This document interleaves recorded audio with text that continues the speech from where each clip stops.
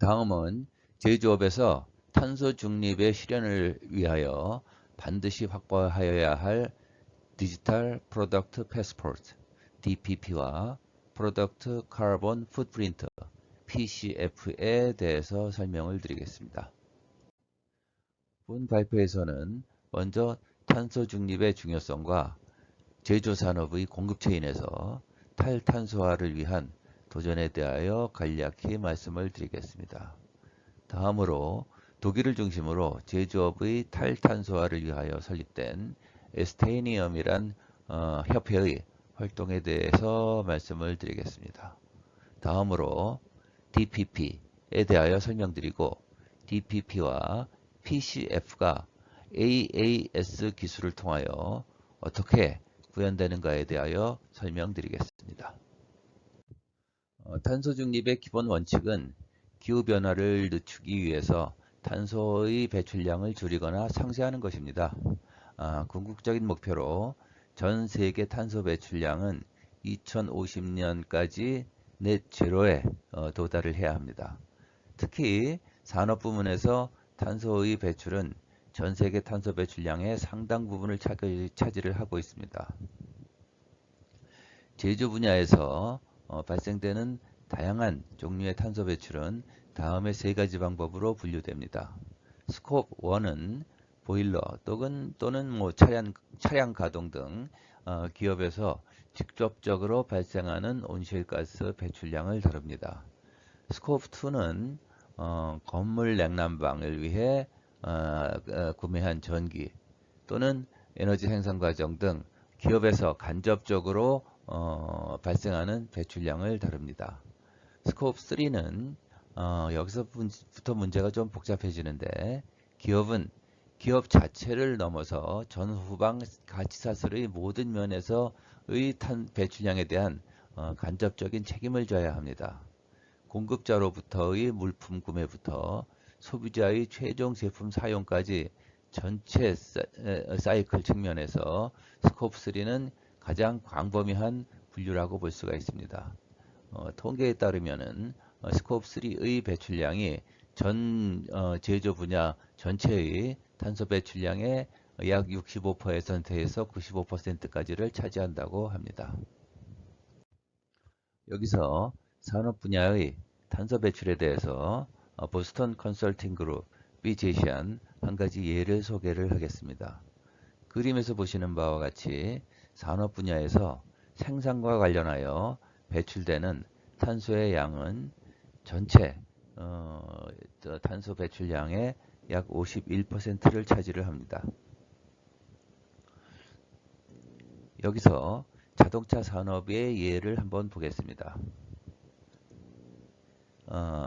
특히 일렉트리컬 비클에 대하여 보면은 상당히 많은 부분의 탄소가 프로덕션, 즉 생산 과정에서 배출이 됩니다. 약 43%가 생산 과정에서 배출이 되는 것을 볼 수 있습니다.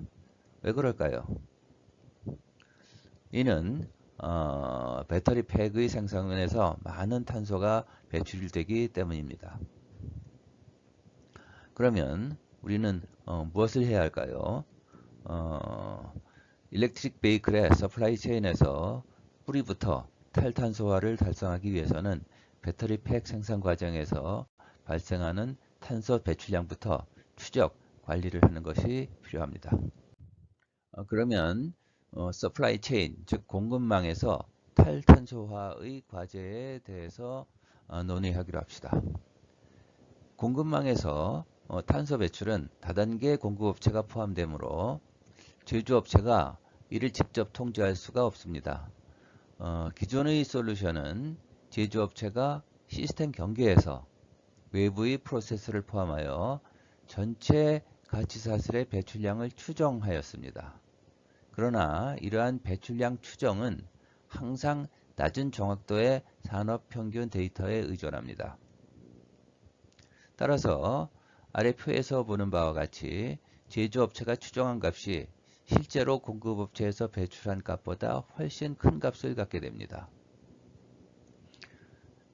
따라서 탄소 배출량에 대해서 더 많은 투명성을 제공할 수 있는 공급업체는 추정치를 사용하도록 하는 다른 업체들에 비하여 경쟁 우위를 확보할 수가 있고 탈탄소화를 가속화하는 데 도움이 됩니다. 우리는 재료, 부품, 제품 또는 서비스의 탄소 발자국을 제품 탄소 발자국 또는 CPF라고 이야기합니다. 에스테이니엄은 제품의 탈탄소화라는 미래 과제를 해결하기 위해서 2022년에 독일을 중심으로 개방적이고 독립적인 협회로 설립되었습니다. 에스테이니엄은 다음과 같이 3개의 워킹그룹으로 구성됩니다. 기술 및 인프라, 표준 및 규범 호환성, CCUS, 탄소 포집, 사용 저장 및 보상. 에스테이니엄은 다음의 3가지 목표를 추구합니다. 첫 번째 목표는 PCF를 포함한 제품별 정보의 교환을 활성화하는 동시에 일부 기밀 데이터, 예를 들어 회사의 공급업체 목록 등을 보호합니다. 두 번째 목표는 공유된 데이터가 정확하고 신뢰할 수 있는지 확인합니다. 따라서 신뢰할 수 있는 제3자 인증기관이 생태계에 통합되어 교환된 정보를 검증합니다. 세 번째 목표는 가치사슬의 모든 참가자가 데이터 계산 및 전송에 동일한 소프트웨어 솔루션을 사용하는 것이 아니기 때문에 협회의 또 다른 중요한 목표는 상호 운용성을 보장하는 것입니다. 앞으로 제조산업에서 탈탄소화를 위한 에스테이니엄의 활동이 크게 확산될 것으로 기대하고 있으며 화면에는 2023년 4월 현재 에스테이니엄에 가입한 업체의 리스트가 나와 있습니다. 참여 업체는 전 세계적으로 최근에 빠르게 증가하고 있다고 합니다. 한국에서는 네스트필드 회사가 최초로 에스테이니엄에 가입하였으며 AAS 기반의 DPP, PCF 활동에 적극적으로 참여하고 있습니다. 다음은 디지털 프로덕트 패스포트, 즉 DPP의 필요성에 대해서 말씀드리겠습니다. 먼저 전체 제품의 라이프 사이클 관점에서 보면 일반적인 제품 수명 단계는 요람에서 출시까지, 요람에서 판매 지점까지, 요람에서 무덤까지의 세 가지 범위로 구분될 수 있습니다. 먼저 요람에서 출시까지는 에스테이니엄에서 담당합니다.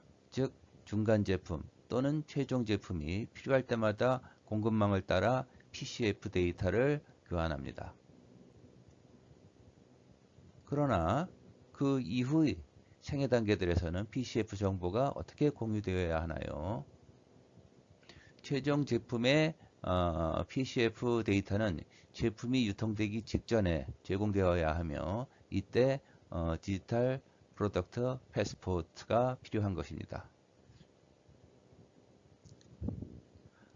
DPP는 투명성을 창출하고 순환성을 보장하기 위한 도구로서 유럽 연합 집행위원회 즉 EC에서 제안한 규정이며 여기에는 원자재 추출, 생산, 재활용에 대한 데이터를 포함하여 전체 가치사슬에서의 제품의 모든 정보가 포함되어야 합니다.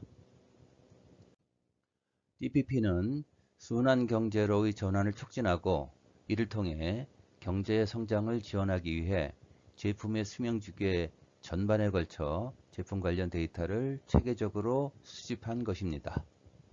오른쪽 그림에는 제품의 라이프 사이클 전반에 걸쳐 DPP에서 공유되는 정보의 예가 제시되어 있습니다. 여기에는 디자인, manufacture, distribute, use, repair, collect, recycle의 모든 단계가 다 포함되어 있습니다. EU는 현재 DPP 규정의 초안을 작성 중이고 그러나 산업용 배터리에 대한 최초의 DPP 여건의 초안은 이미 작성 완료되었습니다. DPP 규제의 영향을 받을 것으로 예상되는 첫 번째 제품 그룹은 2026년 또는 7년에 나타날 것으로 예상되며 2030년까지 대부분의 산업에서 DPP가 의무화될 것으로 예상됩니다. EU의 DPP 규제는 EU뿐만이 아니라 글로벌 가치사슬에 크게 영향을 미칠 것으로 예상됩니다. 이 그림은 DPP가 글로벌 가치사슬에 어떠한 영향을 미칠 것인가에 대한 이해를 나타내고 있습니다. 가전제품의 일반적인 공급망에 대한 이해를 보기로 하죠. 먼저 금속 또는 히토류는 중국에서 채굴되어 수집될 것입니다. 두 번째로 스크린, 플래시 메모리 등은 한국에서 공급됩니다. 액셀러레이터는 독일에서 수입이 됩니다. NFC 컨트롤러는 네덜란드에서 공급이 됩니다. 카메라, 컴파스, LCD는 일본에서 수입이 될 것입니다.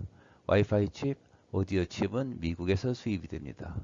마지막으로 최종 조립 및 테스트는 중국의 셴젠에서 이루어질 것입니다. 즉, DPP 규정은 EU로 수입되는 대부분의 제품에 적용되며 이는 한국을 포함한 글로벌 규제로도 적용될 것입니다. 따라서 향후 대부분의 기업과 가치사슬에서 큰 영향을 미칠 수 있을 것입니다. 이 그림은 DPP의 규제 및 표준화에 대한 일정표입니다. 앞서 언급한 바와 같이 2026년에 첫 번째 DPP 규제가 발생할 것으로 예상하고 있습니다. 독일의 SCI 4.0 Standardization Council Industry 4.0에 의하면 DPP 4.0은 디지털 네임플레이트 DNP 4.0과 더불어 최종 제품의 Asset Admission Shell AAS의 썸모델 형태로 구현될 것입니다. 따라서 AAS는 디지털 PCF 정보의 공유 및 접근을 위한 중요한 도구로 대두될 것입니다. AAS에 관한 주요 정보는 다음과 같습니다. 먼저 AAS는 IEC 63278 시리즈로 제정된 국제 표준입니다. 또한 AAS 인터페이스를 통해 PCF 정보에 접근할 수 있도록 하는 효과적인 디지털 솔루션 역할을 수행할 수 있습니다. 따라서 AAS는 DPP를 구현하기 위한 백번으로서의 표준 역할을 수행할 것입니다. 다음에는 2023년 9월 15일에 개최된 AAS 텍데이에서 발표된 DPP의 실제 구현에 대한 데모를 소개를 하겠습니다. 대상 제품은 지멘스에서 생산된 컨트롤러 제품이고 DPP가 제품에 QR코드로 탑재되어 있습니다. 그림 우측 상단에 보이는 QR코드는 제품에도 탑재되고 제품을 포장한 박스에도 이렇게 탑재되어 있으며 사용자는 스마트폰으로 QR코드를 읽음으로써 제품의 모든 정보를 확인할 수 있습니다. 제품의 계략 정보뿐만이 아니고 상세 정보까지 다운로드하여 활용을 할 수가 있습니다. 다음에는 AAS에 기반한 디지털 솔루션을 통해 가치사슬을 따라 PCS 정보가 어떻게 공유되는가에 대하여 설명드리겠습니다.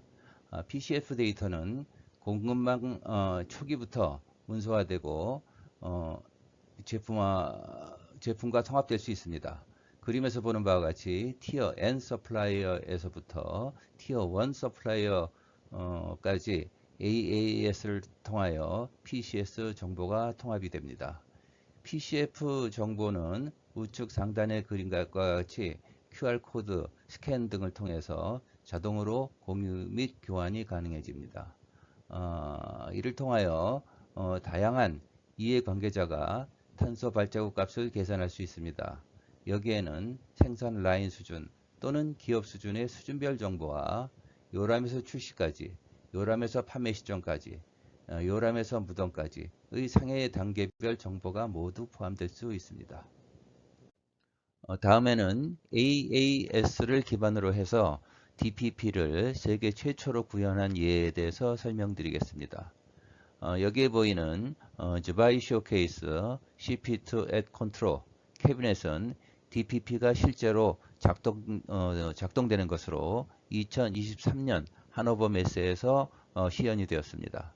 이 제품은 공장에서 흔히 볼 수 있는 컨트롤 캐비넷으로 캐비넷, 에어 컨디셔닝, PLC, 모터 스타터, 버스 커플러, 컨버터, 뉴매틱, 서킷 브레이커 등의 부품으로 구성되며 이러한 부품들은 지멘스, ABB, 페스토, 미쓰비시, 화웨이 등 모두 다른 업체로부터 공급되었습니다. 여기서 부품들은 모두 AAS를 가지고 있으며 AAS에는 DPP 4.0 썸모델이 탑재되어 있습니다. DPP 4.0 썸모델에는 각 부품들의 PCF 정보가 담겨 있으며 각 부품에서 배출된 PCF 값을 합하게 되면 전체 컨트롤 캐비넷의 PCF 값을 산출하게 됩니다. 그림에서 보는 바와 같이 컨트롤 캐비넷의 PCF 값은 1642.5kg CO2 이퀴벌런트가 되며 여기에 우리가 월 마운트 쿨링 유닛을 하나 추가하게 되면 PCF 값이 1761.7kg CO2 이퀴벌런트로 변한다는 것을 보여줍니다. 예, 감사합니다.